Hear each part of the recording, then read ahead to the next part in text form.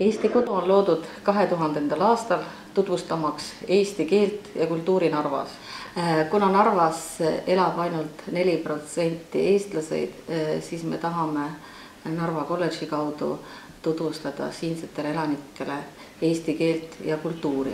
Eesti Kodus tegutseb Keskkonnahariduse Keskus, Nõustamiskeskus ja samuti Riikliku eksami ja kvalifikatsioonikeskuse infopunkt. Kolledžit külastavad elanikud saavad tutvuda Eesti Kodus erinevate materjalidega Eesti kohta. Üliõpilased on loonud andmepanga, kus siis saab ka endale vajalikku informatsiooni. Samuti võite tutvuda Eesti Kodus kolledži poolt väljaantavate materjalidega ja osta need meie raamatukogus.